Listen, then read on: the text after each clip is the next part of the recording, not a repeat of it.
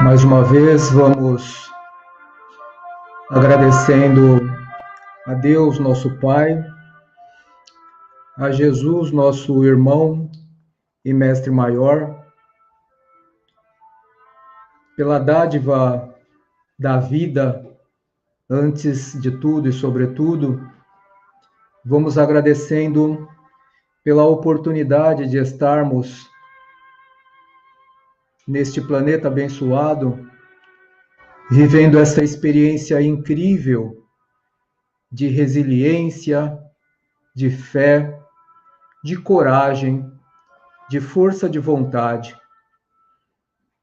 Agradecemos ao Pai de nossas vidas, porque restou amplamente demonstrado que Ele nunca descura de nós, que Ele sempre nos dá as oportunidades de vencermos os nossos desafios e nos faz acompanhar pelos bons espíritos, pelo nosso anjo guardião, pelos espíritos protetores e familiares, pelos guias espirituais que se alegram quando nós nos dispomos para trabalhos edificantes no bem e nos orientam, nos inspiram, nos esclarecem para que nós não falhemos na nossa empreitada de crescimento individual e de amor pelo nosso próximo, por Deus e por nós mesmos. Assim, congregados neste grande ideal de amor e de aprendizado, nós vamos pedindo permissão à espiritualidade amiga, a Jesus, nosso mestre irmão, a Deus, nosso Pai, para mais um trabalho de reflexão sobre a nossa vida imortal e as circunstâncias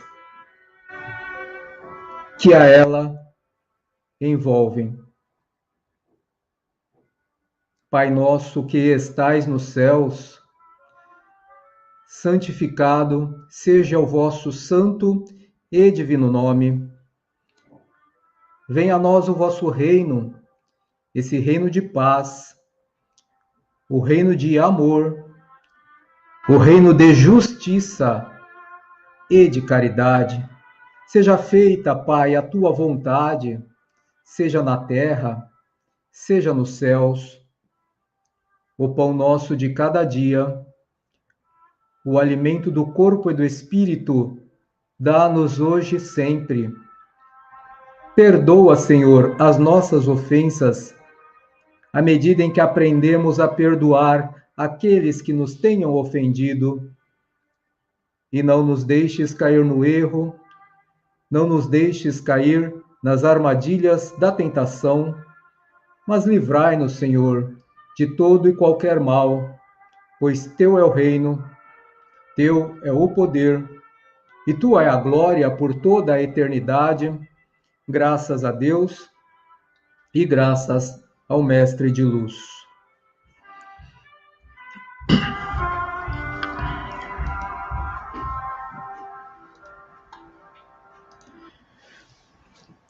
Graças a Deus, graças a Jesus.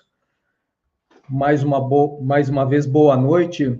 É com muito prazer que nós estamos aqui mais uma noite reunidos aqui no canal Escola da Vida Maior, onde nós buscamos fazer as nossas pesquisas e compartilhar com os nossos amigos que nos prestigiam todas as quartas-feiras, ou pelo menos uma boa parte das quartas-feiras do mês, quando nós conseguimos organizar alguma coisa para passar.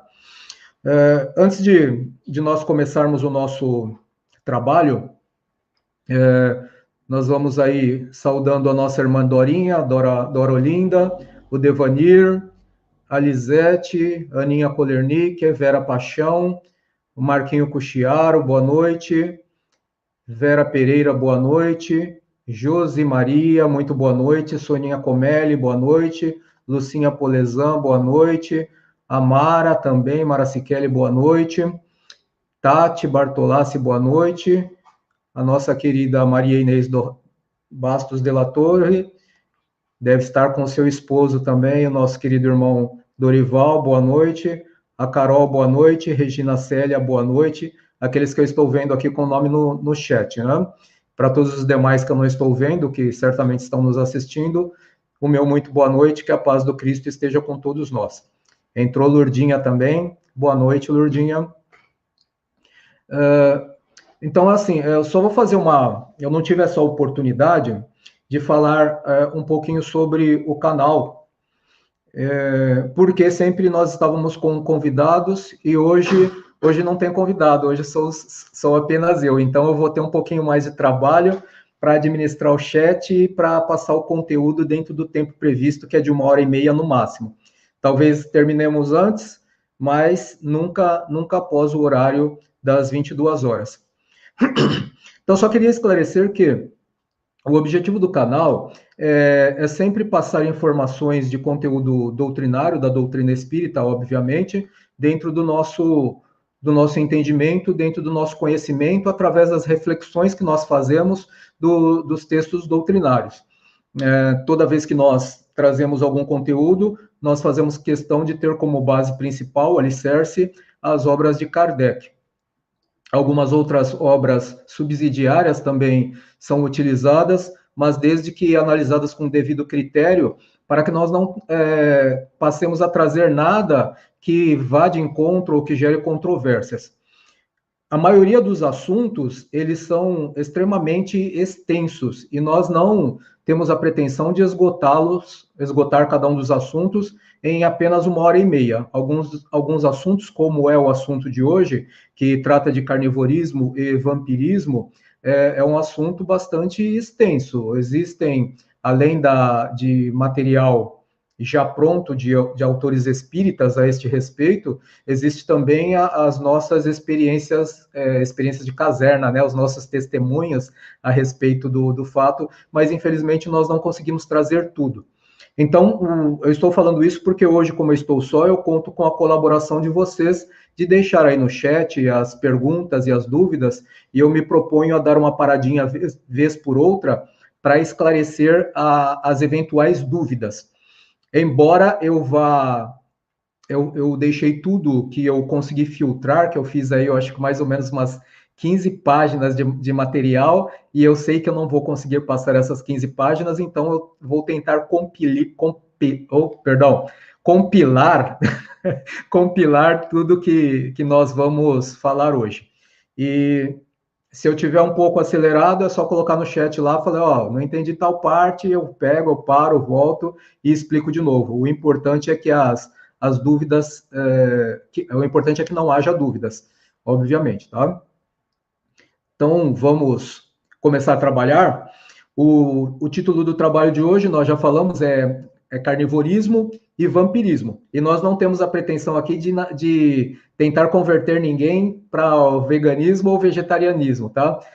Não tem a ver com isso. Só são considerações que nós devemos refletir para que nós entendamos como essa prática de carnivorismo está relacionada de uma certa forma, com uma certa intensidade, a outras questões espirituais e também as questões que se relacionam ao tema vampirismo, que é um tema essencialmente, entre aspas, essencialmente espiritual.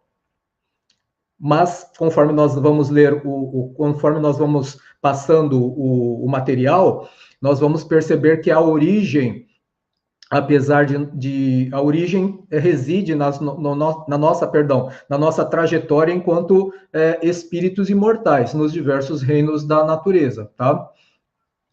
Então, vamos lá.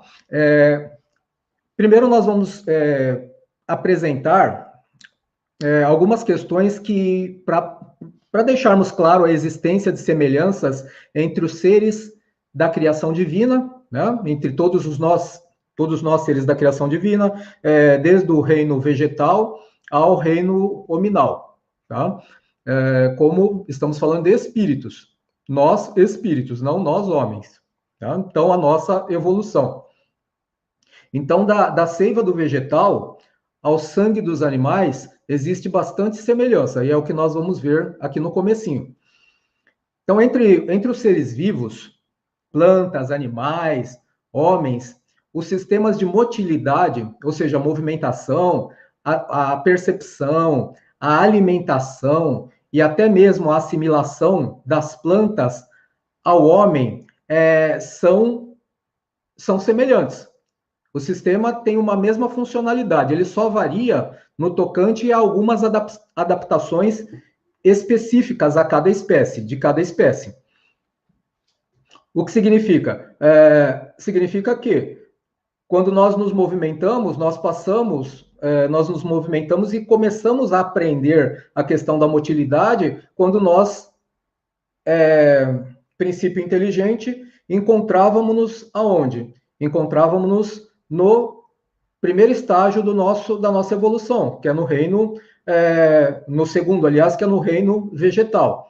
E daí nós continuamos exercitando, tendo experienciações nos demais reinos, quanto à motilidade, também quanto à percepção, quanto à alimentação, quanto à assimilação nos reinos animais, e por último encerramos no momento atual, que é o reino hominal. Então, o princípio inteligente, que inicialmente dormitava no mineral, agora sonha no vegetal, mas também inicia suas experiências, as suas primeiras experiências, as experiências primevas, no processo de absorção de energia. De que forma? Que o princípio inteligente tem as experienciações na absorção de energias, quando ele ainda está sonhando no vegetal, quando ele se encontra ainda no reino vegetal, através das raízes e através das folhas.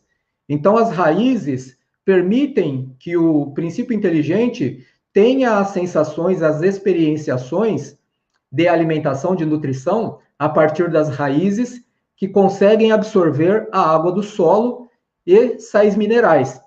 E essa água e esses sais minerais são enviados até as folhas através daquele líquido que se chama seiva. E indiretamente, as raízes também absorvem um outro tipo de energia que na biologia não é mencionado, mas que é a energia telúrica, ou seja, a energia que promana do centro da Terra. Então vamos só guardar essa parte, a energia telúrica. E vamos guardar uma outra energia também, que as folhas, né? Então, raízes e folhas fazem absorção. A raiz faz absorção do solo, né? Da água do solo e dos minerais, leva para as folhas através da seiva, e essas raízes também diretamente conseguem absorver uma energia que é a energia telúrica. As folhas, o mesmo processo, só que as folhas, elas absorvem o quê? Elas absorvem a luz solar, através da clorofila. Mas, indiretamente, vamos gravar, também absorvem a energia prânica, que também a biologia não está mencionando. Esse é o ponto de vista espiritual. Então, energia telúrica e energia prânica. Ou seja, não tem nada de sólido aí, não tem nada de denso, não tem nada de alimentação grosseira da Terra. Dentro desses dois aspectos, da energia telúrica e prânica, são outros tipos de energia necessários para nós e para os outros seres vivos, que são absorvidos, pela respiração, a prânica, e a telúrica, através da promanação desta energia no contato com nós outros, tá? Através da pele, da absorção da pele, poderíamos dizer assim. Então, em algum momento, o princípio inteligente, que somos nós, princípio inteligente, quando estamos nos reinos inferiores, nós estamos estagiando. Estagiamos no mineral, passamos para o sonho no vegetal, conforme Leon Diniz, né? E depois passamos para o reino animal e o reino hominal, onde nós somos dotados da razão, diferente de nossos outros irmãos. Então, além dessa absorção pela raiz e pelas folhas, pela folhagem, o princípio inteligente no reino vegetal, ele também tem uma outra forma de absorção de nutrientes, que é chamada de parasitismo, que tem dois tipos de parasitismo. Nós já ouvimos esse termo, não carece maiores explicações. Então, no reino vegetal, nós temos o parasitismo chamado holoparasitas, que são aqueles que não realizam fotossíntese, ou seja, outras plantas que se acoplam a uma planta e elas não realizam fotossíntese. E elas sugam desta planta o quê? Elas sugam a sua vitalidade, que está presente na seiva. Está presente na seiva. Então, vamos guardar aí a seiva também, que é importante, porque depois nós vamos fazer o relacionamento com questões ligadas ao carnivorismo e ao vampirismo. Então, a seiva é onde se encontra toda a vitalidade dos vegetais. E no ser humano é onde? Algo muito semelhante, que é o sangue. Também toda a vitalidade do ser humano está no sangue. Mas voltamos para o reino vegetal, nós temos então os holoparasitas, que são aquelas plantas parasitárias, mas que não realizam a fotossíntese, e temos também os hemiparasitas, que são parasitas que conseguem realizar a fotossíntese, mas, detalhe, eles não retiram seiva bruta de outro organismo. Eles se acoplam como parasitas e não retiram a seiva bruta de outros organismos, outras espécies de plantas, as hospedeiras, digamos assim. Então, o que acontece? O que nós queremos dizer é que nem todas as espécies de parasitas causam a morte de seus hospedeiros. Em alguns casos, podemos presenciar um verdadeiro relacionamento simbiótico. E o que é simbiótico? Esse termo simbiose, simbiótico vem de simbiose, né? Ele pode ser definido como qualquer interação a longo prazo entre indivíduos de diferentes espécies. Então, todos são do mesmo reino vegetal. Só que são de espécies diferentes. Umas espécies parasitárias sugando a seiva, pegando a vitalidade de outra espécie, diferente da dela. Essa associação, evolutivamente, é uma associação benéfica para o hospedeiro e neutra ou benéfica para o simbiose. Ela pode ser benéfica para o hospedeiro e neutra ou benéfica para o simbionte. Tá? O que significa que alguns parasitas acabam beneficiando os seus hospedeiros, ou fornecem sombras, ou fornecem a eles outros elementos ou meios de estender as suas raízes, as suas ramificações, para locais onde eles conseguem buscar mais nutrientes e, por conseguinte, fazer a manutenção da sua vida, ou sobreviverem. Mas em alguns casos, o simbionte, ele acaba neutralizando e sugando ao ponto de causar a morte do indivíduo, a morte da planta. Tá? Então eu vou só dar uma olhadinha aqui no chat aqui para ver se alguém colocou alguma coisa. Ficou dúvida sobre isso? Não, ficou...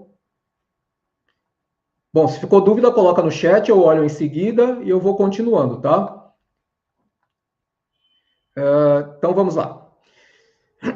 Quando nós falamos de simbiose, que é a questão do conforto que o hospedeiro sente junto do seu parasita, digamos assim, ou do vampiro.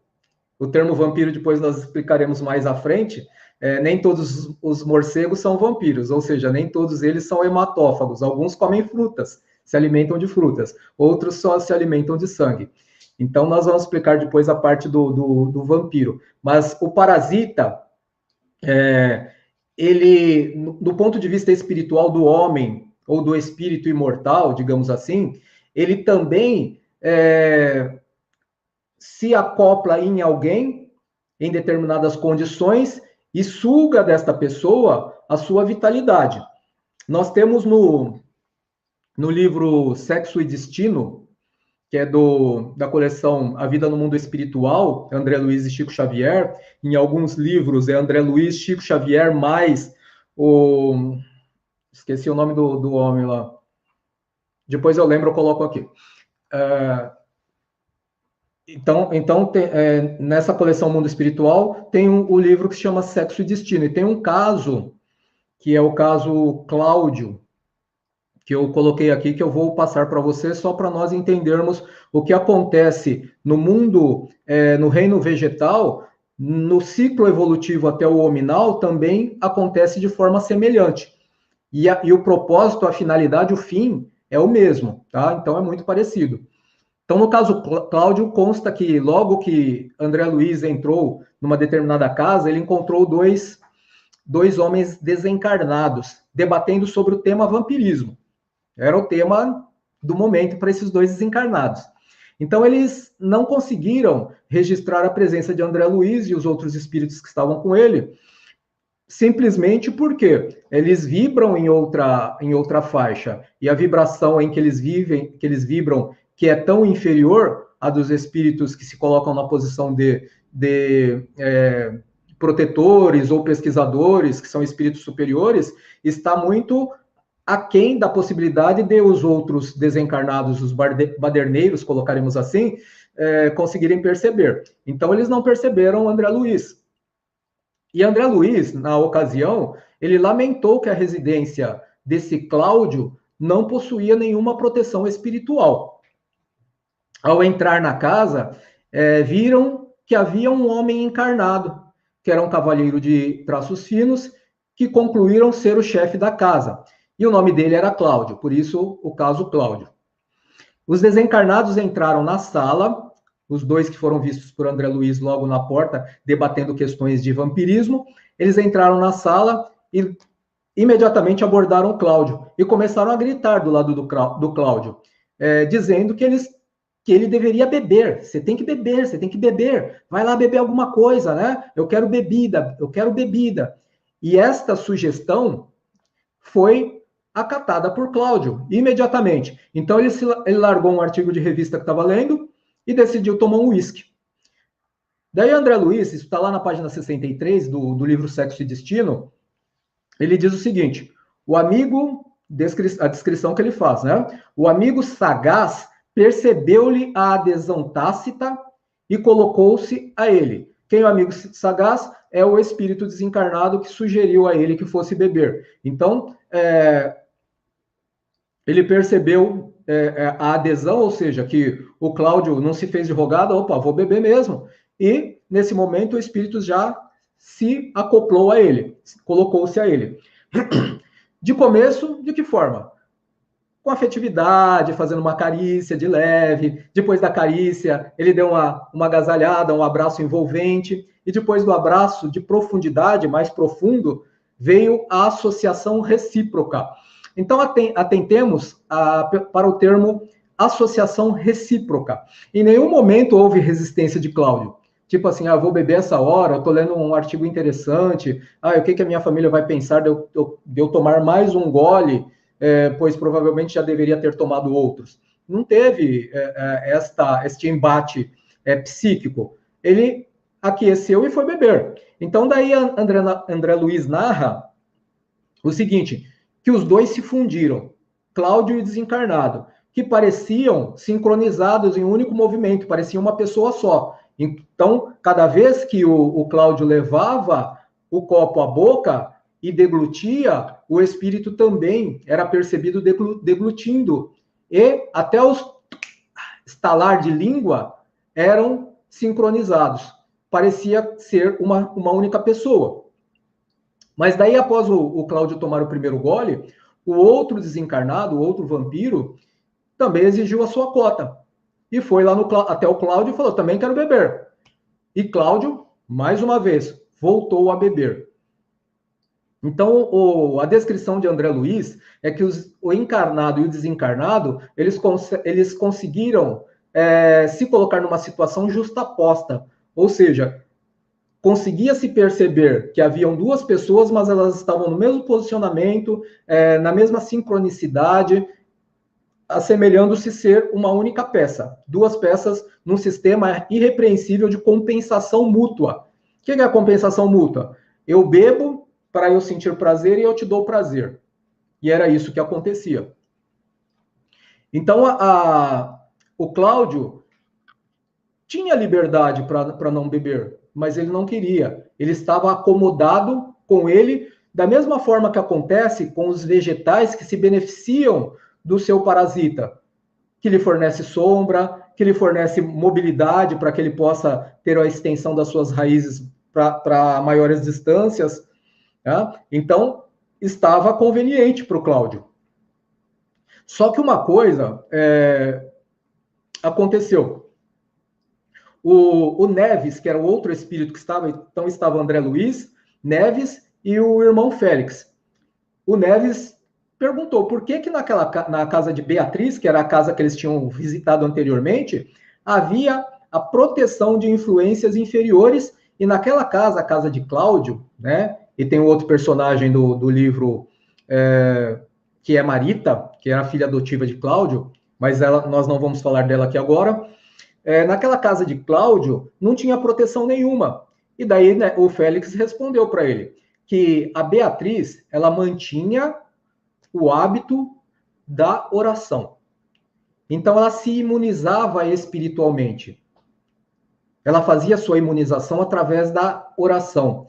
E ela repelia, sem esforço, quaisquer aproximações ou pensamentos que a induzissem a coisas que não eram deliberadas por ela, que eram deliberadas por outras mentes, mentes invisíveis, mentes desses espíritos categorizados como vampiros. Por que vampiro? Porque sugam energias.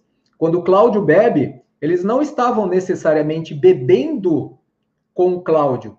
Não era isso que acontecia. Era a emanação do álcool, o vapor do álcool.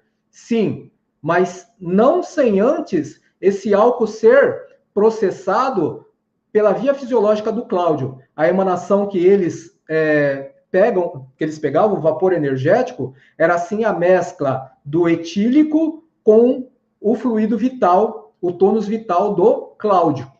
Então, toda vez que ele bebesse, e os espíritos fossem lá e sugassem, eles estariam sugando não o álcool em si, mas a emanação do fluido vital do Cláudio. Por quê?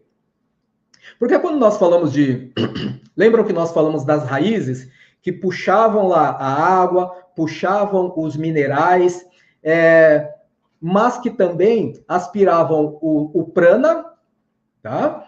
Que é nada mais, nada menos que o éter, na linguagem espiritualista, ou o fluido cósmico universal, tá? Elementos do fluido cósmico universal, mais a energia telúrica, tudo isso formava a seiva. Tá? E a seiva leva os nutrientes para todos os locais da planta, assim como o sangue promana a energia para todos os locais do corpo físico. Então, tudo que nós assimilamos, de bom ou ruim, vai compor o quimismo do nosso sangue. E aquilo que nós vamos doar de energia também promana de forma eletrizada, esse fluido vital de forma eletrizada, ele também está composto de vários dos elementos dos nossos hábitos, hábitos alimentares e hábitos mentais também, de condicionamentos mentais. Então, quando o espírito ia lá e bebia com o Cláudio, ele não estava bebendo o álcool em si, ele estava sugando a energia vital do Cláudio. E isso que lhe fazia bem. Ele não tem condições de beber o álcool. Ele tem condições de aderir à fisiologia do Cláudio, de certa forma, podemos dizer assim, aderir e conseguir sugar as energias vitais, que é isso que interessa para ele na realidade. O resíduo etílico que ele mentalizava ter, e de certa forma o tinha, porque já estava mesclado ao sangue, e a vitalidade está no sangue, esse resíduo etílico, na realidade, não fazia diferença nenhuma para ele, porque o que ele queria era se sentir vivo, pelos hábitos que ele tinha na Terra e que ele não conseguiu se desprender. Mas para se sentir vivo, não era o teor etílico, mas sim o fluido vital, que lhe dava as sensações da matéria, lhe dava energia, lhe dava potência, como se fosse um ser encarnado. Então, essa parte é interessante. Vou parar aqui de olhar o chat de novo. Bom, a Tati colocou aqui que eu não entendi a pergunta, mas todos são assim ou somente esse caso? Depois você complementa essa para mim, Tati, essa pergunta aqui, para eu entender melhor. Eu vou seguindo, depois eu volto aqui daqui a pouco, tá? Então, resumidamente, esse é um exemplo de um ser que está repetindo os mesmos condicionamentos que ele tinha quando apenas princípio inteligente no reino vegetal e também talvez no reino animal, né, dependendo da espécie, das experiências em diferentes espécies pelas quais ele passou enquanto princípio inteligente. Deixa de ser princípio inteligente e passa a ser espírito humano quando nós temos a condição, a oportunidade, a faculdade da razão, desenvolver a razão. Daí não somos mais apenas um princípio inteligente, e sim somos os espíritos imortais que somos neste instante, né? Lá no Missionários da Luz, também tem algumas informações que eu tipifiquei como sendo formas virulentas. Formas virulentas é um termo que eu vi em um dos livros de Manuel Filomeno de Miranda, só que eu não lembro mais o nome do livro, em que ele narra algo semelhante ao que nós vamos relatar aqui agora. Então, lá no livro Missionários da Luz, André Luiz narra que vira os mais estranhos bacilos de natureza psíquica, completamente desconhecidos na microbiologia mais avançada. Não guardavam a forma esférica das cocáceas, nem o tipo de bastonete das bacteriáceas. Entretanto, formavam também colônias densas e terríveis. Reconhecer-lhes o ataque aos elementos vitais do corpo físico, atuando com maior potencial destrutivo sobre as células mais delicadas. Então, o que acontece aqui, quando nós falamos de formas virulentas? Todos os nossos condicionamentos mentais e as ações propriamente ditas, elas geram o que nós chamamos de formas pensamento. Tem o termo miasmas e tem o termo formas pensamento. Formas pensamento, as formas pensamento são assim: tudo que nós desejamos. Eu vou dar um exemplo. Eu desejo um carro novo. E eu imagino eu ideoplastizo este carro novo. Então, na minha mente, esse carro novo já passou a existir. Ele só precisa se materializar através da minha ação. A ação é ir trabalhar e angariar recursos para que eu tenha esse carro. Mas ele já está ideoplastizado no meu campo mental. E essa ideoplastia, ela assume vida. Ela é vida já. Quando eu pensei, eu já criei. Quando esta forma vai desaparecer? Ela vai desaparecer quando eu cessar a minha emanação ou a minha emissão mental, que a alimenta. Um exemplo é este. Os miasmas. Os miasmas são formas pensamento disformes, digamos assim, que está relacionado ao nosso campo mental, mas principalmente com o campo emocional. Se eu estiver com muita raiva, eu começo a irradiar estas formas pensamentos disformes, chamadas de miasmas, que também se manterão por um certo tempo vivas enquanto eu estiver alimentando. Mas se eu parei de pensar no miasmas, parei de pensar no carro, elas morrem quando? Elas morrem quando elas não tiverem mais fonte de alimentação. Logo, se eu não estiver mais com raiva, mas eu provoquei a raiva das pessoas que estão ao meu entorno, o chefe do trabalho, os colegas do trabalho, na escola tal, e essas pessoas ficaram com muita raiva de mim, elas continuam fornecendo a energia necessária para esses miasmas, que são as formas pensamento. O mesmo acontece com a ideoplastia do carro. Eles precisam de uma fonte de alimentação e desaparecem quando não a tiver mais.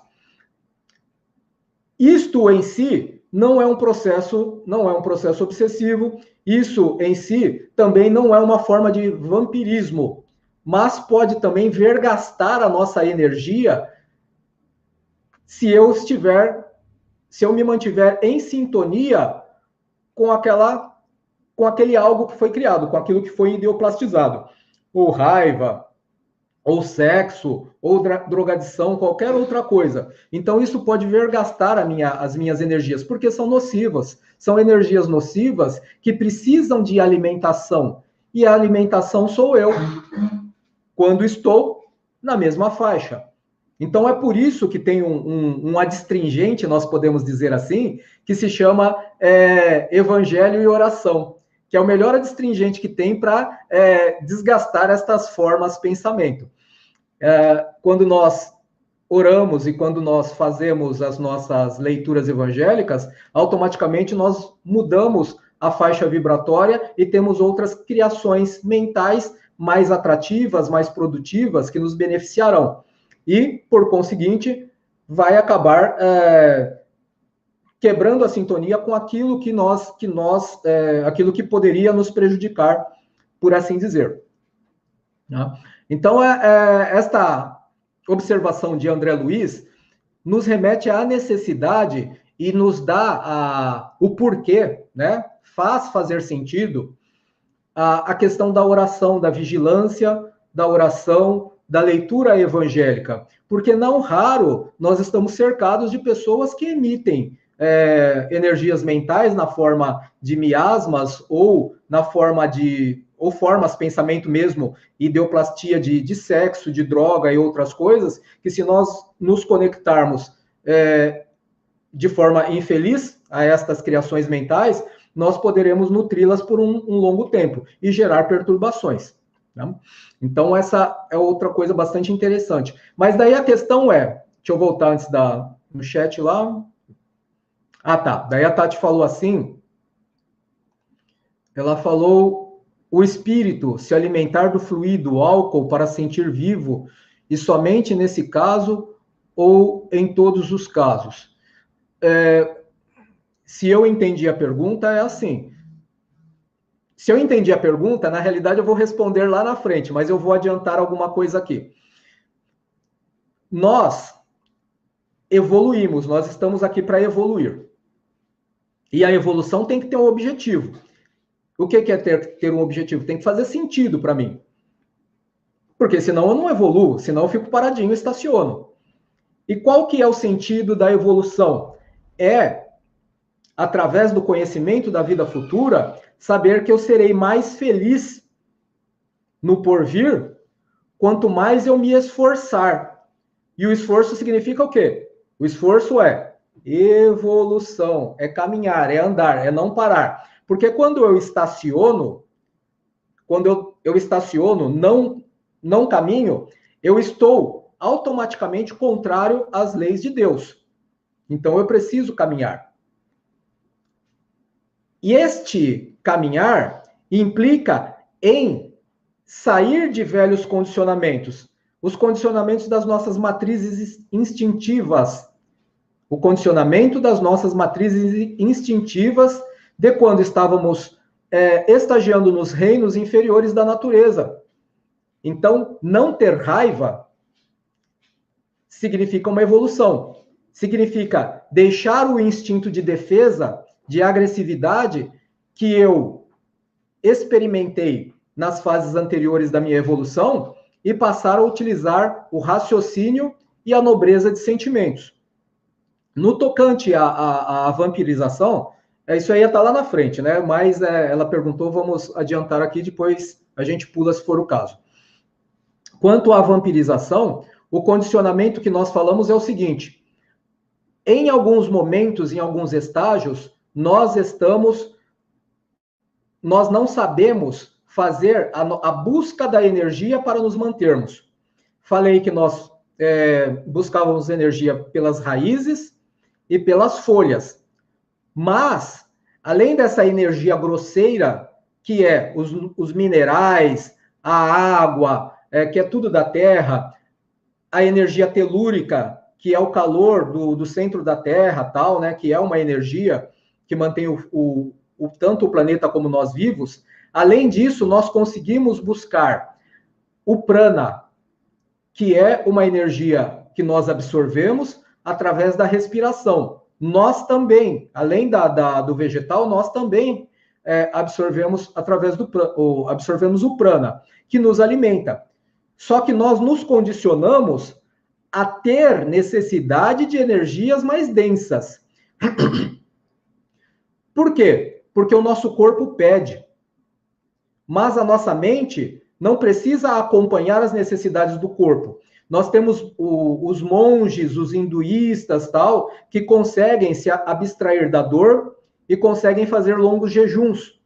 O corpo pede, mas quem tem que dominar quem domina quem? O corpo domina o espírito ou o espírito domina o corpo? É por isso que nós demos esse exemplo. Nós temos que dominar o nosso corpo, que é o nosso veículo, é o nosso servo, e nós não podemos ser servos do corpo. Se os espíritos, se hoje, né, o tema é carnivorismo e vampirismo, se hoje nós não dominarmos a questão do carnivorismo, vamos pegar esse exemplo porque é o tema, amanhã, desencarnados, o carnivorismo vai nos dominar. Tá? Então, a necessidade que o espírito tem de se alimentar do fluido do álcool, como eu disse, na realidade ele não sabe. Ele busca no álcool a energia, mas a energia que ele está absorvendo, que ele está beneficiando, não é o álcool, é o fluido vital. É o fluido vital. Estamos falando de espírito imperfeito. Em espírito imperfeito somos todos nós, mas espírito sem o conhecimento da vida futura, sem o conhecimento das suas obrigações. Então, esta é a questão, tá? Então, vamos continuar aqui. Então, a questão é, quem é o vampiro? Que nós estamos falando, de carnivorismo e vampirismo. Então, nesta passagem, nesta mesma passagem que nós falamos agora, do caso Cláudio, o instrutor Alexandre esclarece a André Luiz que o vampiro, entre os homens, é o fantasma dos mortos, que se retira do sepulcro, alta noite, para alimentar-se do sangue dos vivos. E é isso mesmo, ele vai se alimentar do sangue dos vivos. Parece filme de terror, mas não é. É o que acontece. Diga-se de passagem que tudo que nós vemos na TV, como nós falamos de formas pensamento, tudo que nós temos de criação na TV, as mais belas e as mais horrorosas, são coisas que realmente existem no mundo astral. Tá?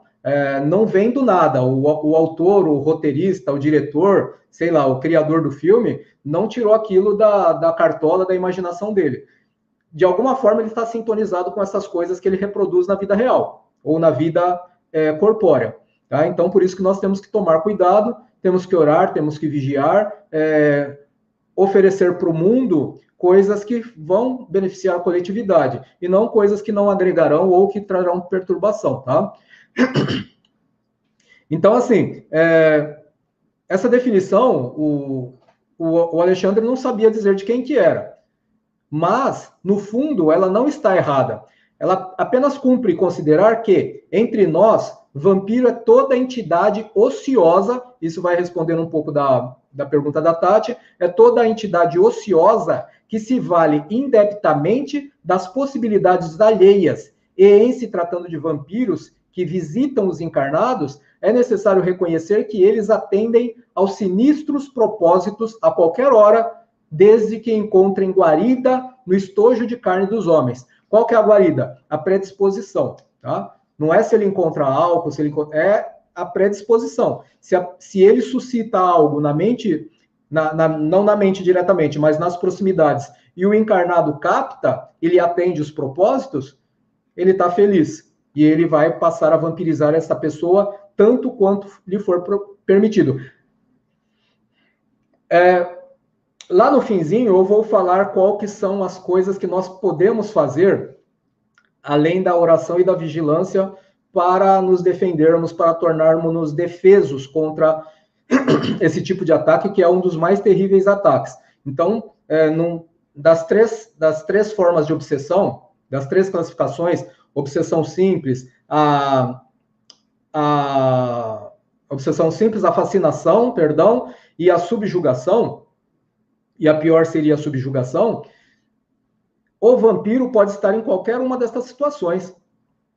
Tá? Ele não vai estar na forma de obsessão mais difícil que é a subjugação. Ele pode estar em qualquer lugar, a qualquer momento, e qualquer um de nós nos tornarmos vítimas. Tá? Então, vamos considerar, com base no caso Cláudio, que o vampirismo ele se define pela atuação consciente de um ser sobre o outro, que deforma-lhe os sentimentos e as ideias, conturbando a mente e levando o parasitado a práticas e atitudes contrárias ao seu equilíbrio orgânico e psíquico. Então, tem que ter concordância. Se o encarnado não tiver concordância, ele pode, o vampiro, né? Esse espírito pode causar-lhe desconforto, causar alterações fisiológicas, náusea, tontura, o desconforto, e tudo isso não vai passar de uma perturbação simples. Ou seja, não vai se conformar em obsessão ainda, porque o encarnado, senhor do seu destino, pelo livre-arbítrio, é lógico que o destino de todos nós é um só, o livre-arbítrio é relativo. O nosso destino é atravessar na senda do progresso e colaborar mas atender à lei de Deus, a lei maior, que é a lei de amor, para colaborarmos uns com os outros, né? Colaboração mútua e recíproca. Mas, dentro do livre-arbítrio, eu sou o senhor do meu destino. Eu começo a minha evolução na hora que eu quiser, desde que eu aguente as dores e as consequências. Tá? Então, assim, ninguém vai nos manipular se nós não deixarmos. Existe ainda uma tendência de acomodação do parasita na vítima. É a mesma lei, é aquela mesma lei que rege o parasitismo vegetal, de absorção de seiva. Então, o parasita vai se acomodar na vítima. Para quê? Para absorver a seiva. O parasita vai se acomodar no animal e no homem. Para quê? Para absorção de sangue. Não sangue material, mas o fluido nutritivo, o fluido vital, de vitalidade, que existe naquele sangue. Que nós aprendemos a construir no reino vegetal, através da absorção de vários elementos, pelas raízes e pelas folhas, e isso nos ajudou a também mantermos a nossa vitalidade através da alimentação, cuja nutrição, cuja vitalidade vai se instaurar aonde? No sangue. Então, o sangue é o elemento pretendido pelo vampiro.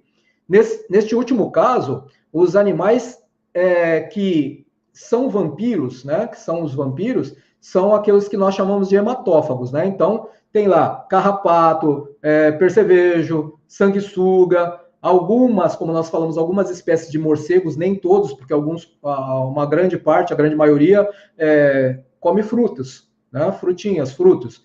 E aí, por diante. Então, nós conseguimos perceber que o comportamento destes animais, né, nos diversos reinos dos vegetais parasitas, dos animais hematófagos, eles refletem no comportamento destes espíritos imperfeitos, né, esses espíritos que são parasitas, verdadeiros parasitas. Mas no caso da entidade espiritual parasitária, ela procura ajustar-se ao parasitado numa posição que nós podemos definir como uma posição de subpersonalidade afim. Ou seja, as personalidades, o comportamento, os gostos são tão parecidos que nós não conseguimos definir quando começa o desejo de um e termina o de outro. Fica muito difícil. É por isso que nós falamos que é uma simbiose.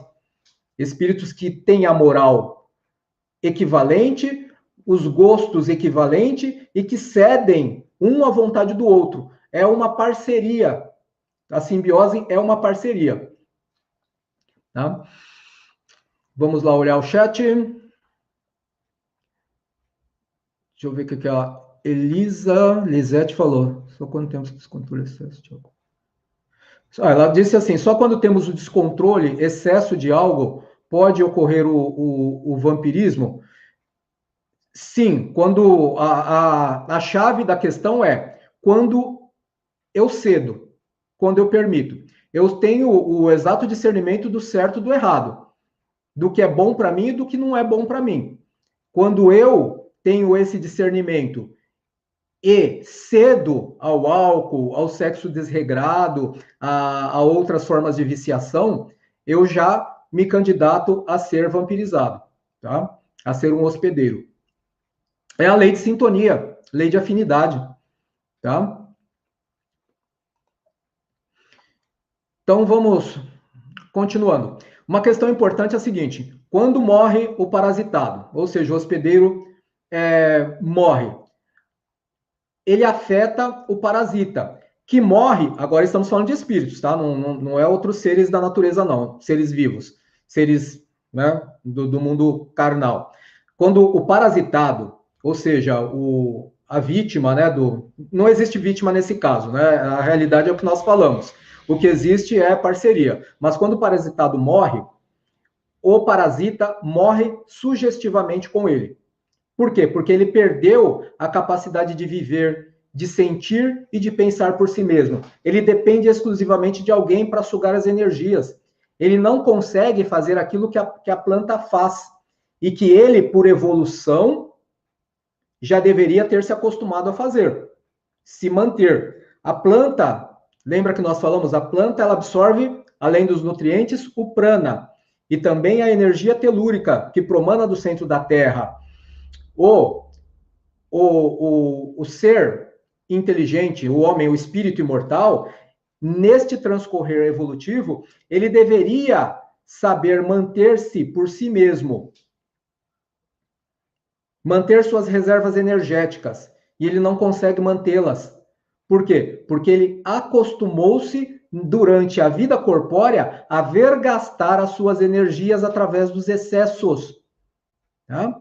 Só que o corpo físico lhe permite aí uma certa tolerância, porque é denso, é rude, né? Mas o corpo espiritual não tem a mesma tolerância. Ele não tem a tolerância a uma forma de energia muito poderosa que todos nós temos, que é o pensamento. Quando o pensamento é equilibrado, todo o nosso cosmo biológico, o nosso cosmo perispiritual, nosso corpo, ele está em harmonia. As células estão saudáveis e trabalhando cada qual na sua função, num ritmo harmônico. Quando eu começo com comportamentos desregrados, o que vai acontecendo? Eu vou comprometendo determinados órgãos do meu corpo físico, e temos que falar dos correspondentes também no corpo espiritual, e esta degradação de determinados órgãos quebram a harmonia do cosmo biológico, faz com que aquele órgão, para sobreviver, ele vá buscar energia em outros órgãos, e aí ocorre o desequilíbrio. E esse desequilíbrio vai se perpetuando até o momento em que não tiver mais remédio, que a reposição energética, através dos centros vitais, dos centros de força, que se faz pela alimentação, mas também pelas energias telúricas e as energias prânicas, até que esses centros de força, reservatórios energéticos, comecem a falhar também. Daí a pessoa desencarna. E se houver um processo de vampirização, ocorrerá também que o vampiro vai perder a sua fonte de nutrição. Essa pessoa que desencarnou nessa situação, provavelmente tornar-se-á também um vampiro, porque ela não sabe, ela vai para o mundo espiritual e ela está inapta para qualquer procedimento produtivo. Ela se acostumou a ser um peso para a sociedade, um peso para si mesma. E esta questão de apatia, ela é percebida também nos encarnados, no comportamento de certas pessoas que são excessivamente dependentes, que são tímidas demasiadamente, que são desanimadas, que você chega para ela e fala assim, vamos fazer uma live hoje, né? Por exemplo, a pessoa chega e fala assim, mas isso é muito difícil, não é para mim, né? Então, determinados comportamentos, quando nós reconhecemos essas coisas em nós, o que nós temos que fazer? Dar a volta por cima, reagir, né? Por que não é para mim? Por que o Sidney faz, ele é mais bonito que eu? Por que ele faz e eu não consigo fazer? né? Nada a ver. Todos nós fazemos aquilo que queremos, né? Jesus já não nos disse lá que nós haveríamos de fazer coisas grandiosas e ainda maiores do que as que ele fez. Se o Cristo disse isso e eu não acredito, eu estou chamando o Cristo de mentiroso. Então, na realidade se ele falou, basta que eu creia e faça. Ele deixou isso claro muitas vezes. Vamos lá para o chat.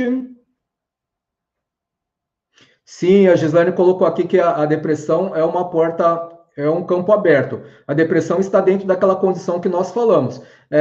Me deixo crer que eu não posso, me deixo crer que o momento atual, o momento emocional que eu passo é muito difícil, é insuperável, e eu vou cedendo terreno.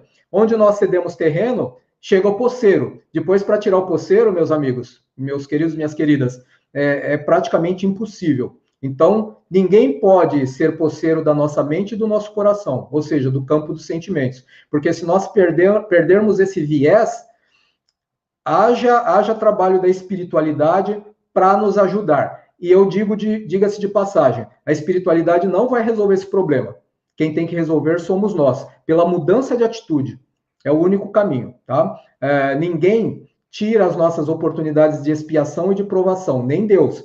Nós podemos dobrar o joelho e orar para Deus para afastar os nossos problemas. Mas como diz o Evangelho, buscai e acharei, batei a porta e abrir-se-vos-á, já deixou claro, Jesus já deixou claro nessas passagens, que Deus não vai modificar a nossa vida. Porque é o nosso compromisso evoluir, tá? É nosso compromisso evoluir. E só nós podemos fazer isso. Os espíritos nos auxiliam sobremaneira, mas há de residir em nós boa vontade, muito boa vontade, porque se não houver isso, não adianta orar, não adianta ler o Evangelho, tá? O resumo do sangue de vitalidade que eu queria fazer para vocês é o seguinte: nós entendemos até agora, né, que na evolução da alma, como princípio inteligente, estagiando nos reinos inferiores da natureza, onde algumas espécies utilizam-se das raízes e folhas para captação de água, minerais e luz, formando assim a seiva, que possui função análoga ao sangue de animais, tá? É o mecanismo pelo qual nós também aprendemos a captar a energia prânica e telúrica. É automático, tá? Para aqueles que são espíritas, talvez tenham pessoas que não são espíritas, um exemplo da captação que nós fazemos para potencializar antes dos trabalhos mediúnicos é a reativação de chakras. O que significa aquilo? Captação de energias telúricas, é a reativação de chakra, tá? E a energia prânica, através da respiração, por via fisiológica dos motores respiratórios, e também através da respiração pela pele, que nós absorvemos a energia prânica, que é o princípio de tudo, que é o fluido vital. Né? Então, até o nosso magnetismo, ele é composto basicamente de energia vital e mais os agregados que compõem o nosso sangue, que é chamado de energia elétrica, fluido magnético e vários outros nomes, nada mais é do que a composição do fluido vital modificado pela composição do nosso organismo que está presente no sangue. Então, acho que... tá. Até uma partezinha que eu coloquei aqui. Então, é importante compreender que os estágios de consciência mais avançados, o espírito aprende que não necessita nutrir-se das energias densas produzidas pelo planeta, mas pode aspirar do prana os elementos necessários para a sua manutenção. Estamos falando de espírito desencarnado, tá? Então, ele aprende, dentro desses estágios que ele faz, que ele não necessita mais das energias densas produzidas pelo planeta. Ele pode aspirar a sua alimentação, a sua nutrição do prana, né, e retirar dele os elementos necessários para a manutenção. Daí frisamos aqui que o espírito precisa tomar consciência dessa possibilidade, Caso contrário, em seu desencarne, ele clamará por um bom pedaço de picanha na brasa, temperada a sal grosso e alho, tá? E é justamente isso. Da mesma forma que alguns querem beber, outros querem comer, e comer em abundância, como faziam aqui na Terra. Mas quanto ao carnivorismo, é o que nós falamos no começo, nós queremos deixar a seguinte reflexão: comer carne é pecado?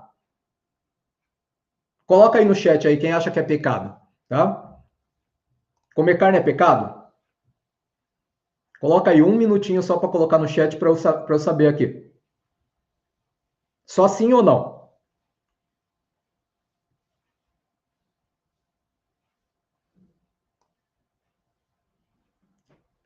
Ninguém acha que é pecado, não? Sim ou não? Tá bom, vão se manifestando aí, a gente vai continuando aqui. A resposta, a minha resposta e o embasamento que eu vou dar para que vocês façam a reflexão, porque toda a nossa proposta no canal aqui é promovermos condições para reflexões, porque só através da reflexão nós conseguimos nos desenvolver ou progredir.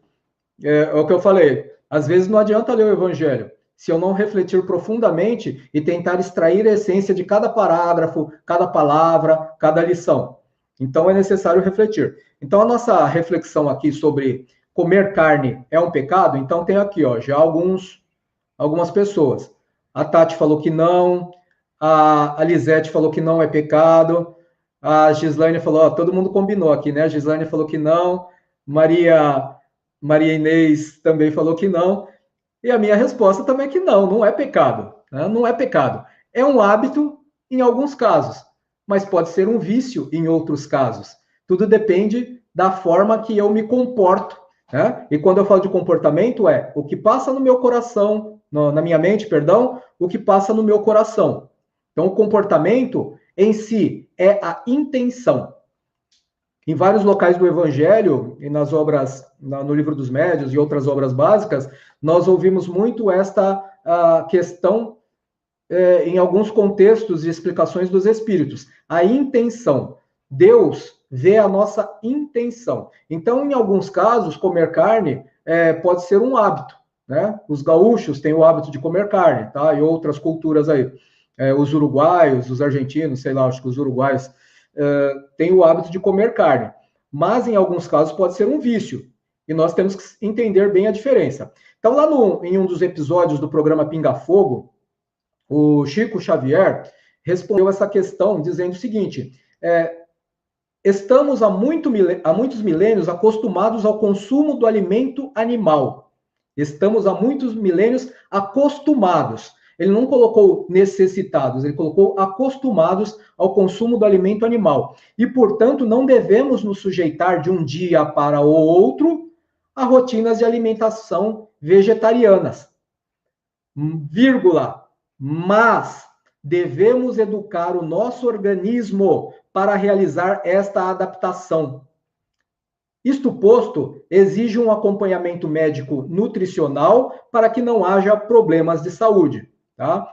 Esse último parágrafo foi eu que enxertei em cima do que Chico disse no programa Pinga Fogo. Tá? Então, ele disse que nós estamos acostumados e que nós podemos nos tornar vegetarianos.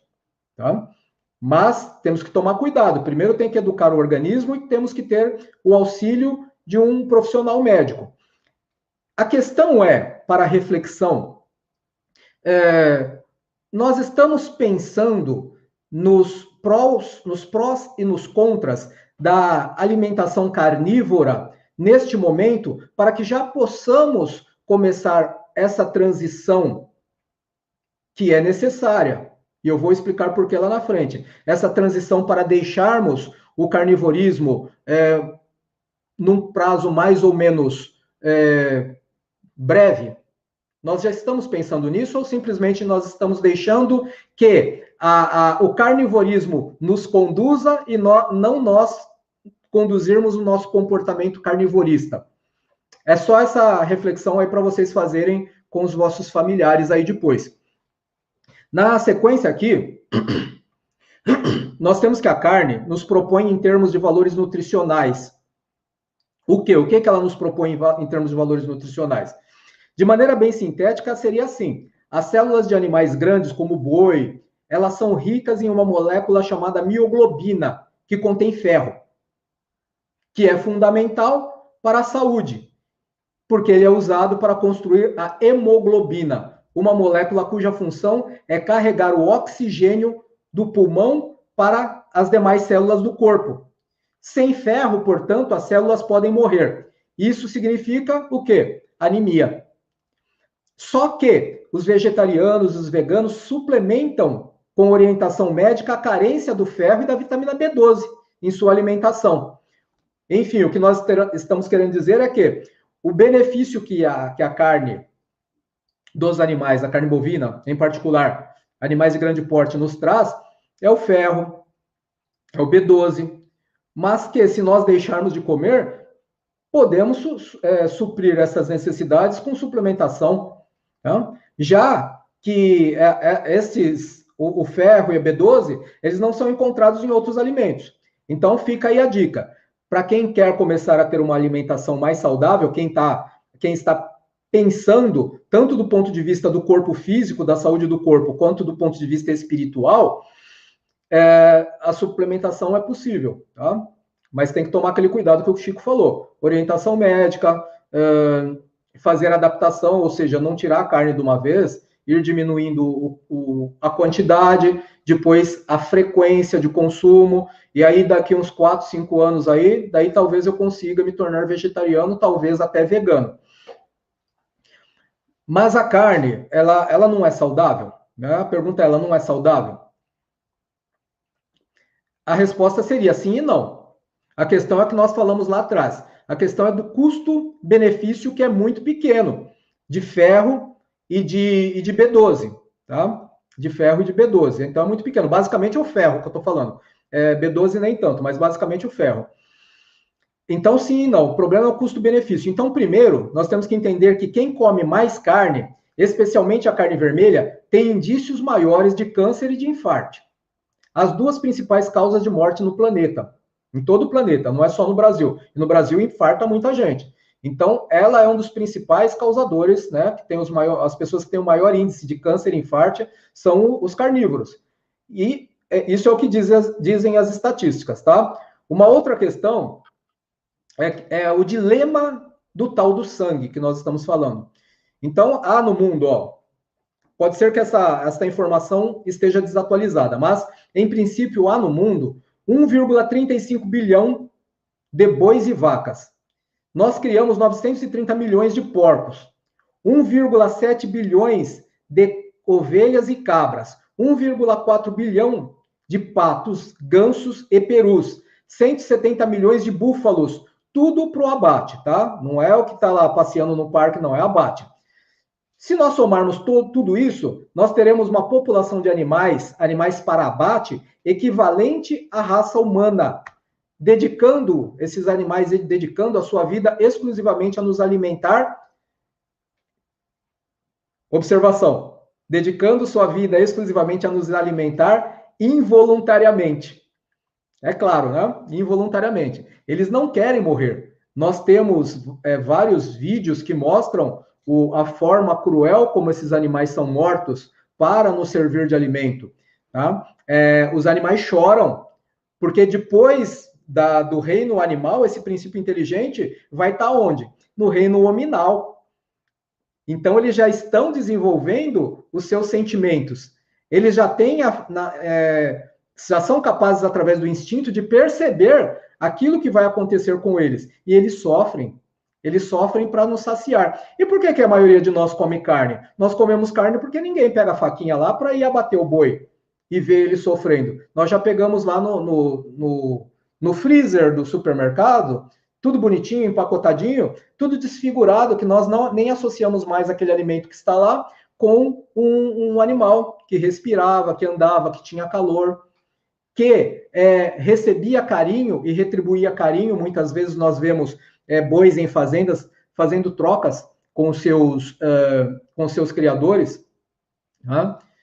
E isso aí, tudo que nós falamos, nós ainda não incluímos na conta a população de frangos e galinhas que abastecem a terra de ovos, né? Enclausurados lá naquelas gradinhas lá, a sua vida inteira, desde pintinhos até o abate, servindo ovos para depois serem mortos, tá?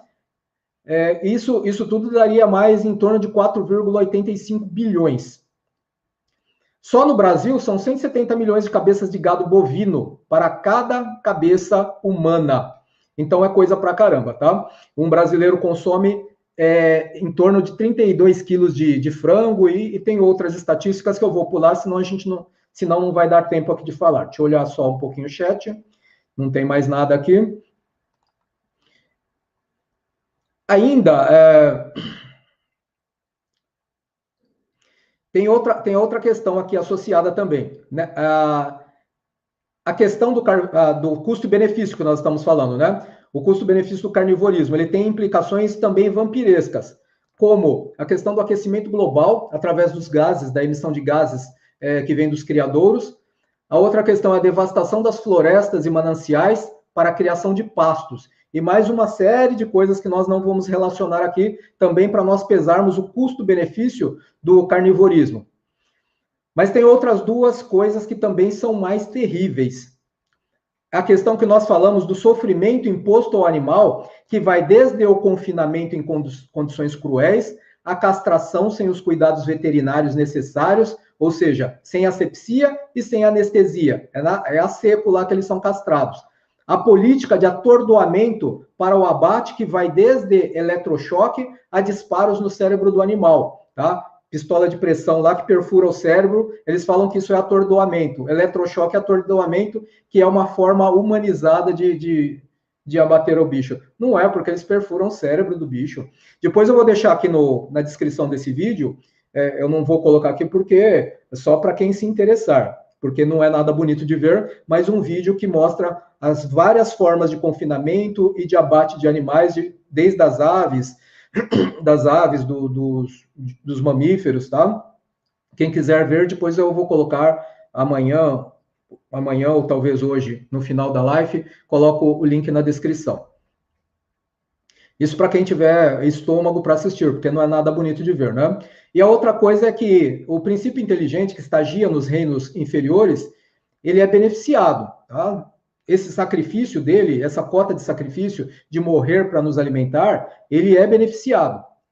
Por quê? Porque todo benefício em prol do semelhante, ainda que inconsciente, que é o caso dos animais, é apreciado, apreciado não é o termo, mas faz parte do nosso contexto evolutivo.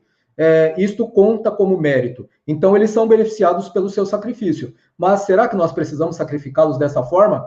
Já que eles já são os nossos serviçais para puxar carroça, para nos ajudar em outros empreendimentos?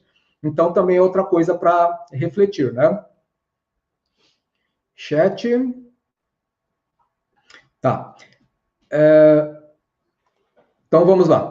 Também tem um outro respaldo para que nós entendamos, para que nós não nos culpemos pelo carnivorismo. Nos culpemos, entre aspas, né?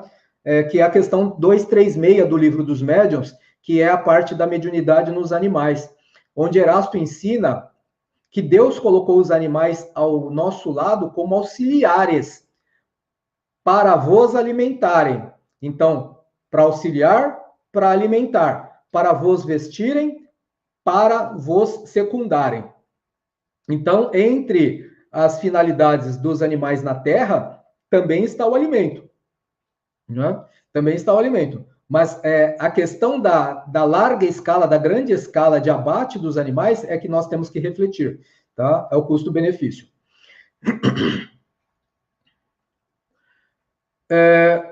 Eu vou falar rapidamente de uma questão que está ligada aos condicionamentos não resolvidos na vida terrena, que é o episódio do Em Nosso Lar, que está lá no capítulo 9, eu não vou ler aqui, porque senão não vai dar tempo, eu vou só mencionar.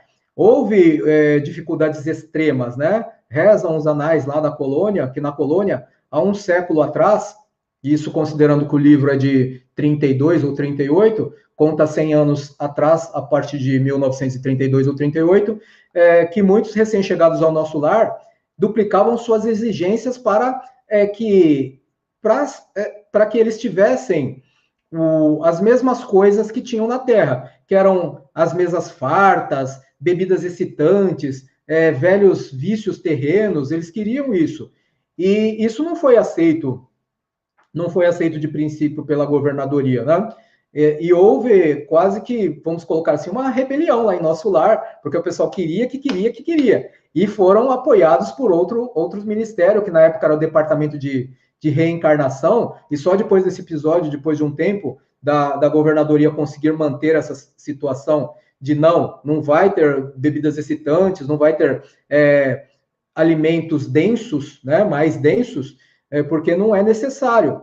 E teve até que o Ministério da União Divina buscar intercessão nas esferas mais altas para que se promovessem estágios com essas pessoas recalcitrantes e fossem levadas para estágios para conscientização. Demorou um tempão e eles conseguiram, mas eles tiveram que até serrar as cercas elétricas em Nosso Lar, que há muito não eram utilizadas, para que não houvesse conflitos mais graves, tá?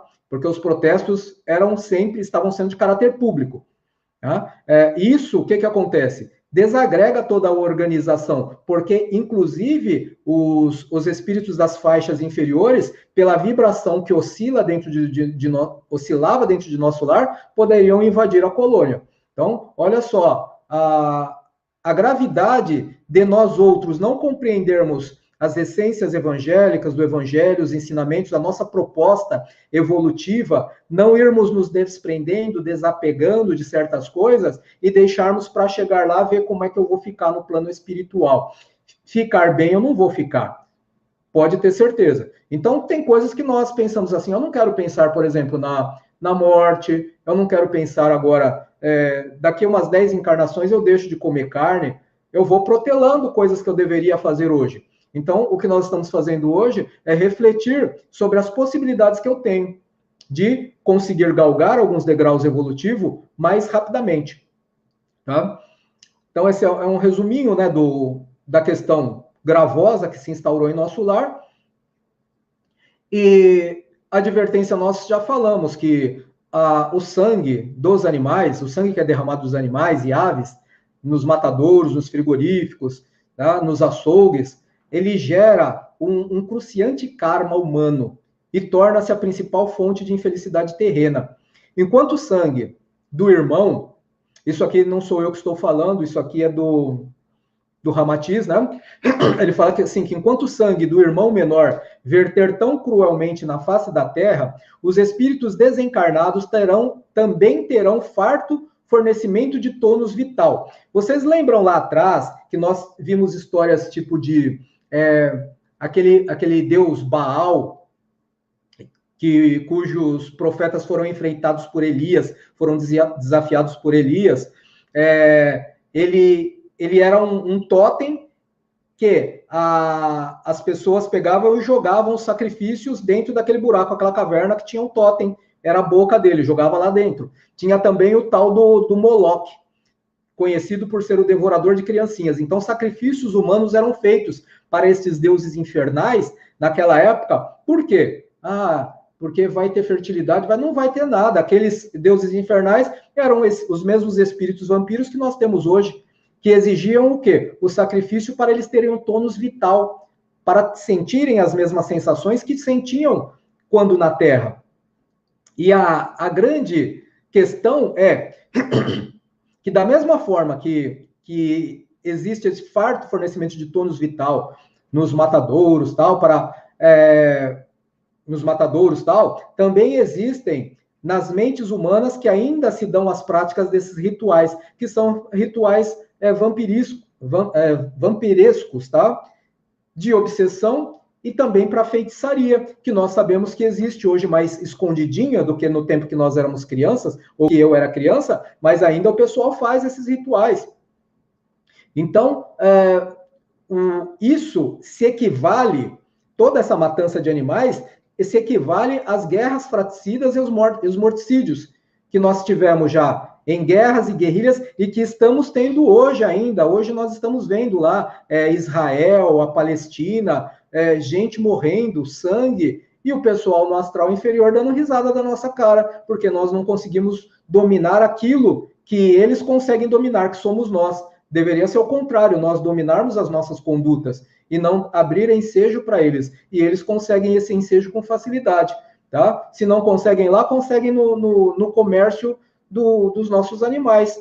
Esse jorrar de sangue para atender às suas necessidades, tá?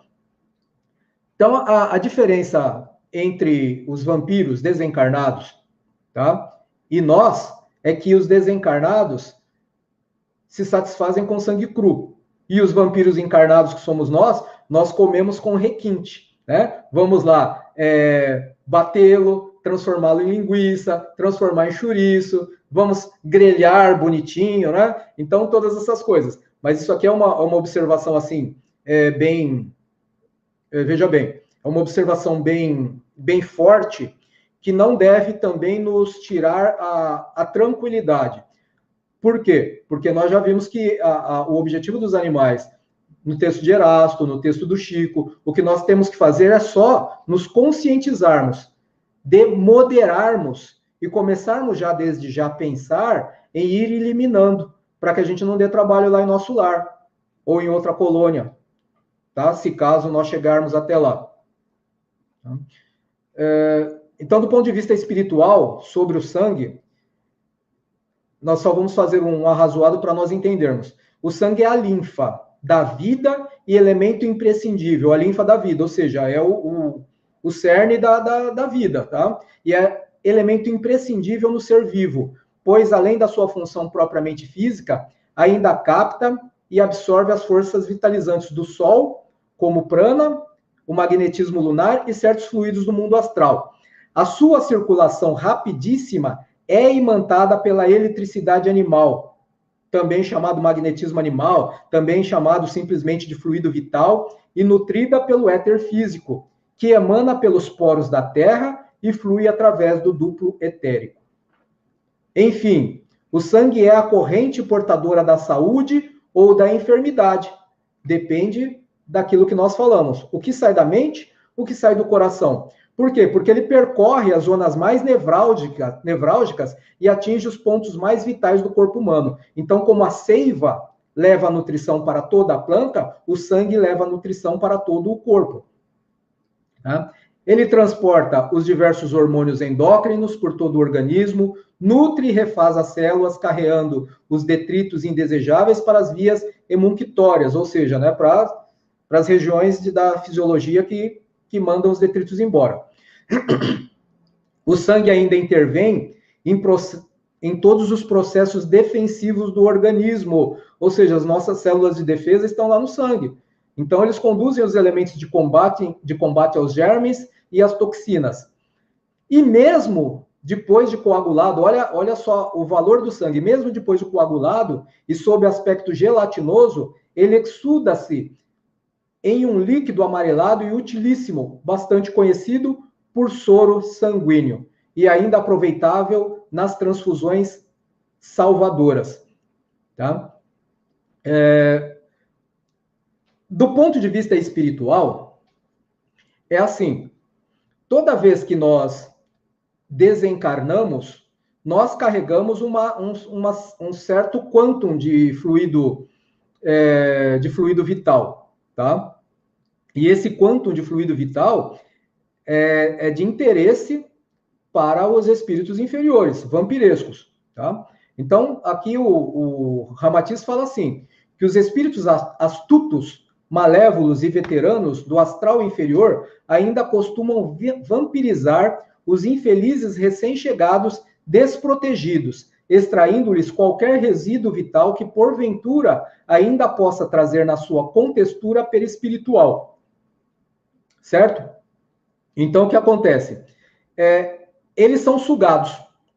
Então, as pessoas chegam lá, um suicida, um drogado, ou uma pessoa que tinha a gula, né, como vício, como viciação, ou qualquer outra pessoa que não tinha o evangelho no coração, podem ficar à mercê desses espíritos. Eles vão sugar toda a sua vitalidade, aquele resíduo de vitalidade, a pessoa vai se sentir fraca, vai pedir o respaldo, se não tiver um equilíbrio e uma moral que se faça merecedor de um auxílio da espiritualidade superiora, vai ficar à mercê desses espíritos, como escrava, tá? Eles vão sugar o resíduo fluídico e vão dar a eles em troca o quê?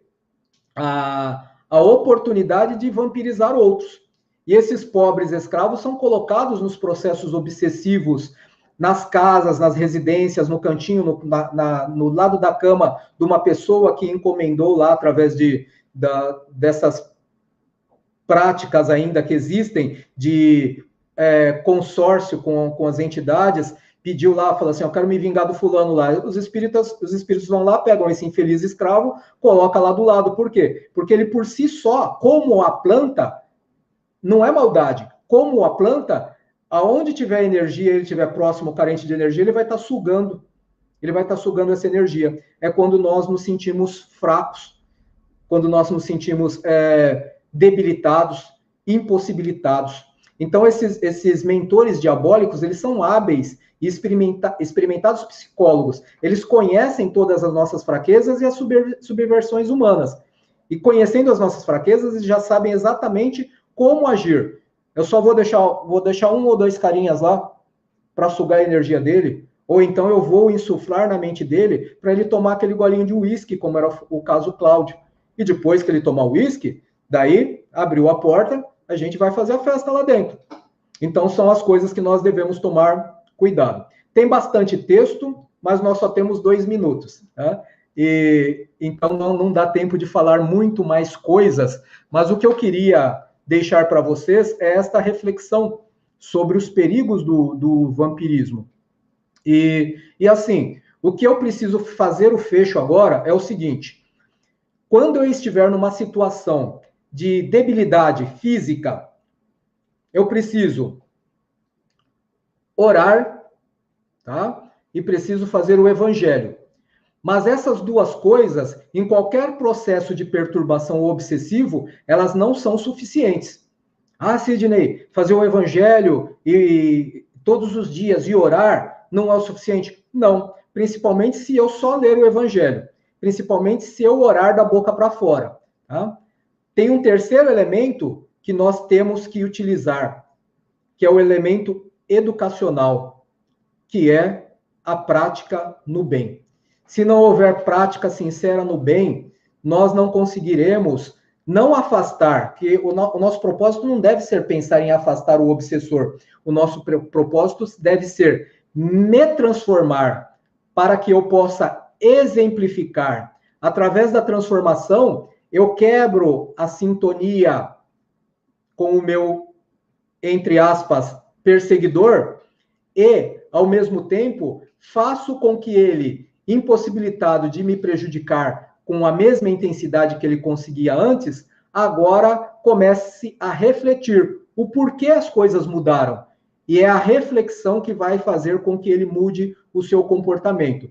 Pode demorar? Num planeta de expiações e provas, pode demorar até o fim da nossa existência, como nós também podemos carregar isso com karma para uma outra existência. Mas se a nossa conduta for de mudança interior sincera, podem ter certeza, a próxima existência será muito melhor do que esta existência.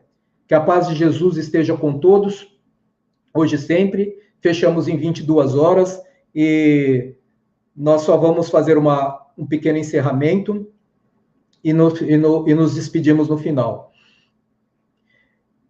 Nós agradecemos a Deus pela oportunidade desta reflexão, pela oportunidade de termos irmãos interessados também em ouvir as coisas que a espiritualidade nos transmite todos os dias e que servem para nós. E se servem para nós, também servirá para todos os nossos irmãos. Que nós possamos ser multiplicadores destas informações, se já as conhecíamos, fortalecermos as nossas convicções através de profundas reflexões e auxiliar a outros, pois não existe ninguém no mundo que não necessite daquele mínimo que nós possamos doar de informações, porque apenas o conhecimento é capaz de nos libertar. Que a paz do Cristo Jesus esteja com todos vocês, hoje e sempre, graças a Deus e graças a Jesus. Uma boa noite a todos, obrigado pela atenção, até a próxima oportunidade.